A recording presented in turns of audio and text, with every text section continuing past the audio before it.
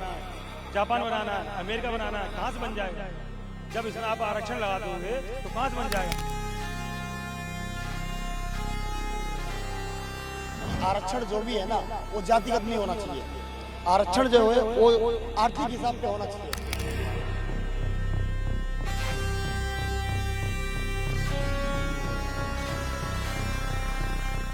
A reservation debate that was largely playing out on Instagram has now moved to the streets of Delhi. As on August 21, hundreds of people gathered at Jantar Mantar under the banner of Reservation Hatao Andolan. More than 50 protesters were detained by police according to the reports, and their central argument was simple, that is, government support should reach the poor, not to be decided by caste alone. But what exactly is this movement? Why was it gained such attention? And what does the law say about reservation? Let us understand about each and everything in detail. Firstly, let us understand that what happened in Delhi. Well, the protesters gathered at Jantar Mantar demanding changes in the existing caste-based reservation system, and they called for economic conditions to play a bigger role in deciding who receives government support, including assistance for education and other opportunities. They also sought a review of the reservation policy and raised the issue of the creamy layer. There was also a venue dispute, and Delhi police had issued an NOC for a peaceful protest at Ram Leela ground, allowing up to 500 people until 4 p.m. However, protesters gathered at Jantar Mantar, where police said that permission had not been granted. Security was increased and barricades were placed, and more than 50 people were subsequently detained. So what is Reservation Hatao Andolan? Well, Reservation Hatao Andolan is a citizen-led campaign that has grown rapidly through social media, and its center position is against caste-based reservation and in favor of a system that gives greater importance to merit and economic disadvantage. The movement's online campaign has become particularly visible among young people, and by late July, its Instagram account had crossed 5.6 million followers. Reports have described its core demand as merit-based opportunities, equal fees, a uniform age limit and a common cutoffs.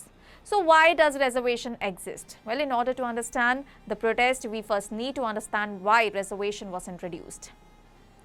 India's reservation system developed in response to centuries of caste-based exclusion and discrimination, and the constitution allows the state to make special provisions for socially and educationally backward groups and for their representation in education and public employment. The debate expanded significantly after the Mandal Commission recommendations led to the implementation of 27% reservation for other backward classes in central government jobs in 1990.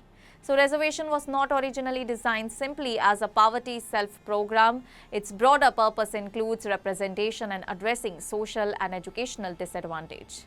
So what are protesters saying about it? Well, the protesters' argument is that a person's economic condition should matter more, and they ask, if two people are poor, why should caste determine who gets government assistance? And they also argue that reservations should be periodically reviewed, that relatively better off beneficiaries should not receive benefits indefinitely, and that merit and equal opportunity should remain important. Well, the demand for a stronger creamy layer principle is part of this argument, and the Supreme Court's Indira Sahani judgment recognized the exclusion of the socially advanced creamy layer from OBC reservation. So, but what do supporters of reservation say? Well, supporters argue that poverty and caste discrimination are not the same thing. A financially poor person may face economic hardship, but caste-based exclusion can continue even when a person is not poor. And their argument is that reservation addresses historical exclusion and underrepresentation, not simply lack of income. So for supporters, replacing caste-based reservation entirely with income-based support could ignore the social barriers reservation was created to address. So if poverty is the problem, why not give reservation only on income? Well, India already has a form of economic reservation, and the 103rd Constitutional Amendment 2019 introduced up to 10% reservation for economically weaker sections, or also known as EWs, through Articles 15, subsection 6 and 16, subsection 6, and in 2022, the Supreme Court upheld the constitutional validity of the EWS quota by a 3-2 majority. But EWS is different from SC, ST and OBC reservation, and the government has stated that the two operate under separate constitutional provisions, and this is at the heart of today's debate. Should economic disadvantage become the main basis of affirmative action, or should caste and social disadvantage continue to remain separate considerations? So what does the Supreme Court say? Well, one of the biggest legal milestone is the 1992 Indira Sahani or Mandal judgment. Well, the Supreme Court generally held that reservation under Articles 15 and subsection 4 and 16 subsection 4 should not exceed 50%, while also recognizing the creamy layer principle for OBCs.